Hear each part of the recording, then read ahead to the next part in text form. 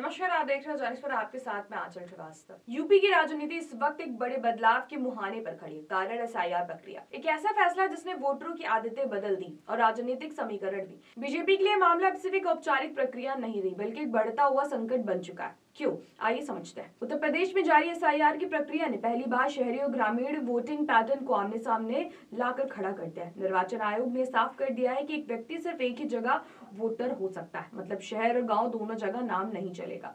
इसी नियम ने कहानी का पूरा ट्रैक बदल दिया। एसआईआर फॉर्म भरे जाने के बाद बड़ी संख्या में डुप्लीकेट वोट हटने लगे, लेकिन असली मोड़ तो तब आया जब शहरों में रहने वाले लाखों लोगों ने वोट गांव में ही रखना चुन लिया। जी हाँ, पहली बार शहरी मतदाता गांव की तरफ वापसी कर रहा है। कारण बेहद साफ है।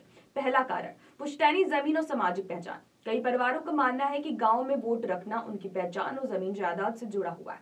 दूसरा कारण, पंचायत चुनाव में सीधा हित। गांव की राजनीति में हर परिवार की भूमिका होती है, वही शहर में ज्यादातर लोग किराएदार या स्थायी रूप से रहते हैं। तीसरा कारण, भविष्य के विवादों से बचाव। कई लोग सोचते हैं अगर गांव में वोट कट गया तो कल को जमीन जायदाद के मामले में दिक्कत आ सकती है। चौथा कारण, शहरों में स्थिरता। शहरों में नौकरी, किराया और कुछ महीनों से पते बदलने जैसी स्थितियों में लोग गाँव में वोट को ज्यादा सुरक्षित मान रहे हैं। इसी वजह से लाखों लोगों ने एसआईआर फॉर्म भरने में दिलचस्पी नहीं दिखाई, ताकि उनका नाम गांव की लिस्ट में ही सुरक्षित रहे। परिणाम क्या हुआ? लखनऊ, प्रयागराज, गाजियाबाद, मेरठ, नोएडा, आगरा, कानपुर, लगभग 2 दर्जन बड़े शहरों में एसआईआर फॉर्म जमा होना सबसे कम देखा गया और अब वोट कटने का खतरा बहुत बड़ा हो चुका। सूत्रों के मुताबिक प्रयागराज में 2.4 लाख वोट कटने की आशंका है। लखनऊ में करीब 2.2 लाख, गाजियाबाद में लगभग 1.6 लाख और सहारनपुर में करीब 1.4 लाख। पूरे उत्तर प्रदेश में लगभग 17.7% एसआईआर फॉर्म जमा नहीं हुए, यानी करीब 2.45 करोड़ मतदाता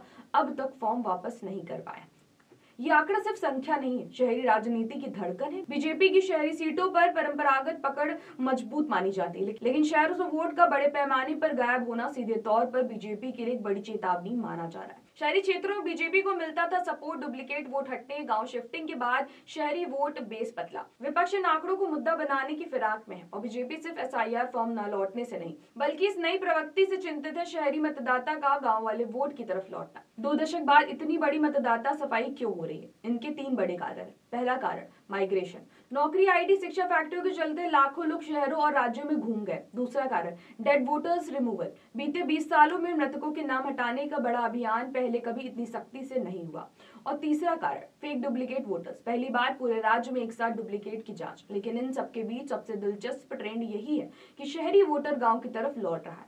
इतनी बड़ी संख्या में एसआईआर फॉर्म लंबित रहने के कारण चुनाव आयोग भी चिंतित है। संकेत मिल रहा है कि फॉर्म जमा करने की आखिरी तारीख को 1 हफ्ते के लिए और बढ़ाया जा सकता है, क्योंकि 2.45 करोड़ लोगों का नाम अचानक कट जाना किसी भी सूरत में एक बड़ा विवाद खड़ा कर सकता है।